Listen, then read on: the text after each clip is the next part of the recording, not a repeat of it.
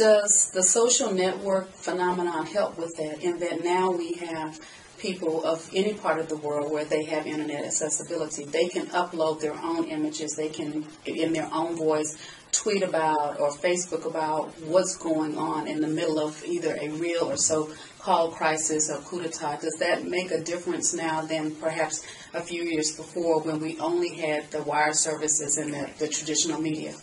Excellent question, and I would say that I'm in the process of running to catch up with some of these new, with the theorization of what social media mean today. But of course, the Middle East, the role of all the social media in the uprisings and fight for democracy in the Middle East reveal that they have this incredible power. For many years, actually, for a decade, more than a decade, the internet has been a force of democratization in the press and access in so many countries where internet is now accessible, but the full range of technology is not accessible for economic reasons. So allafrica.com, so many great worldwide accessible media forms have come about in Africa, and it's incredible to watch that change.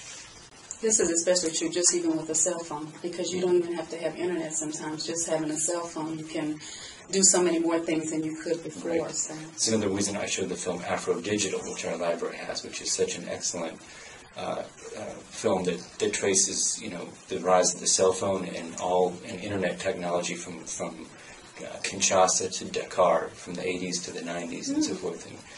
And students always appreciate that. So in the time that you've taught at Morehouse, and having taught so many hundreds, maybe even thousands of young men, over that time, have you found that in the course of your instruction, your lectures, that the students have any kind of revelation about this kind of information, this kind of study? How revealing is it to them? Do they find another level of consciousness within themselves? Do they find that they're being exposed at a deeper level to for the very first time to Africa, beyond what we know in terms of just the slavery and that kind of thing? What kind of reactions do you get from them?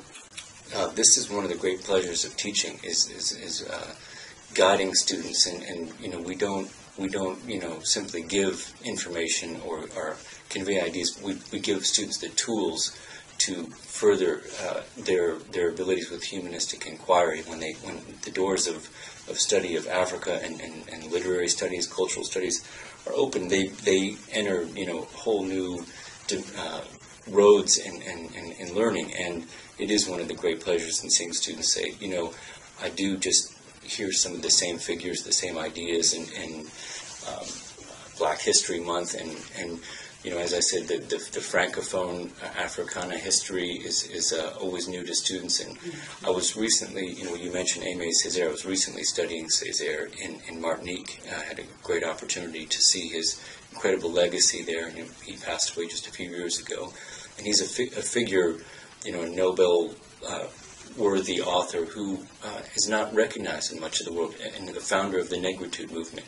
So Negritude drew its inspiration, according to Césaire, from the Haitian Revolution, but most directly from Harlem Renaissance. Mm-hmm. And students realize that there's this, incredibly, vast dimension to African history, Pan-Africanism, the diversity of languages and cultures that are involved in the Africa and the diasporan experience. It's a great pleasure to teach that. And, when we think of some of Martin Luther King Jr.'s great speeches and essays from the early 60s, he's talking about the optimism of students all around campuses when Kwame Nkrumah, is elected prime minister and colonialism ends in 1957 in Ghana. Du Bois at that same period is there with Nkrumah, spends his last years there, and King talks about how that wave of interest in Africa swept campuses in the early 60s, and it's I always assign these essays to students. It's a very powerful idea that King talks about. For the first time, students in mainstream universities start to follow African American students, because they see that it's maybe for some it's comparable to, in some small way, to the Arab Spring that we're experiencing, this wave of protest and democracy that was happening in the U.S., and that I hope to sort of rekindle that spirit that King evoked, and one that was really in this AUC begun by the great Du Bois. So I would think that you'd be pleasantly surprised, or perhaps they are, that they don't know as much as they think they know when you start out maybe with your generic overview of we're going to study Africa, and then they think, we've heard all of this before, and then you turn it on and... Well, none of us does, right? None of us knows as much as we like, and that's the great thing about learning, is realizing that we have so much to learn, and I'm constantly changing my syllabi. Recently, I had a East African novel to my West African novel syllabus, breaking my own rules, because it was a Francophone novel from a writer from Djibouti. His last name is Waberi. He wrote a book called In the United States of Africa, in which a united, very powerful Africa is dealing with this influx of immigrants from a poor, destitute Europe that's fallen apart economically.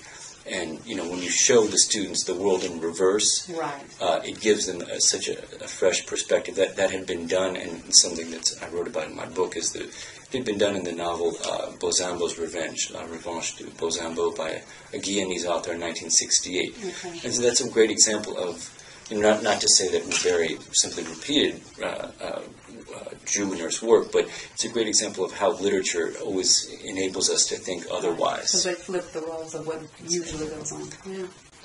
So can you tell us about your use of the Woodruff Library? Do you use the library much? I know that you come in and use the library, but I'd like other folks to hear what kind of use you have. What do you suggest the students use the library? What kind of resources do you use from the library? Woodruff here has a great collection of African fiction. So in terms of my area, I've always been very pleased. I feel like I often see students all over on the wonderful facilities, but I hope they also come up to the stacks more often. And it's lonely in the stacks. That we all need to get our hands on the books, right? We need to get our hands on the books, and of course, we talk about changes in technology, and all the open databases that we have really have changed the way we can do research. In other words, within 5 and 10 minutes, we can get 40 articles at our fingertips that we used to have to pull from the actual pull from the bound periodicals, and so we got rid of that you sound. do a great job. We don't even have a sound for bound. Right. and Yolanda, you do a great job of teaching students that there are all these various ways to research, not just databases, but books and journals, and I think that's what we need to do as faculty, show them that they are in this privileged time when there's the access to books and access to contemporary thought is unprecedented in its vastness. Talk a little bit about film, because I know you also are into film, and sometimes we can get the film you want, and sometimes we can't, which is sometimes no particular person's fault, other than it's just sometimes difficult. But talk a little bit about the film that you find here, and the film that interests you in terms of your subject area. Well, we have a nice collection of African film. There's an interesting split between the Anglophone and the Francophone world in West Africa especially, and of course this extends to other parts of Africa, Central Africa, in which we have a real vast collection of Francophone films from countries like Cote d'Ivoire, Senegal, and Benin, and Burkina Faso, where every 2 years rather, there's FESPACO in Ouagadougou, Burkina Faso.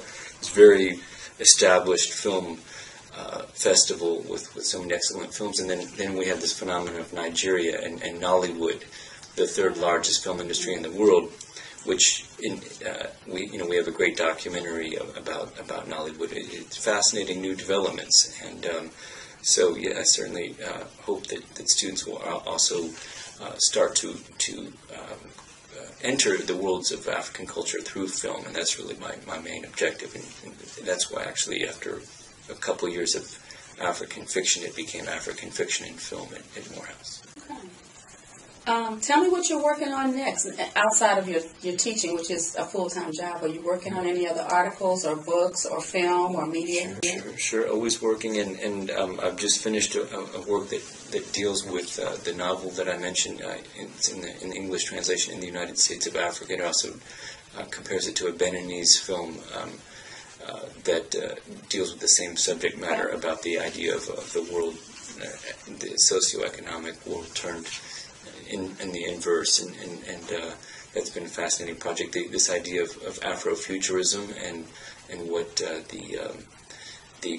Cameroonian intellectual Achille Mbembe calls Afropolitanism. These are some ideas that I've been working on in terms of some new films and novels that are out in Africa.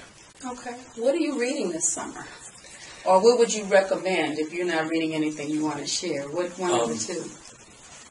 Well, for people looking for new African novels, let me just go ahead and recommend Waberi's In the United States of Africa. It's out with the Nebraska Press. It's a very short book and a fun read.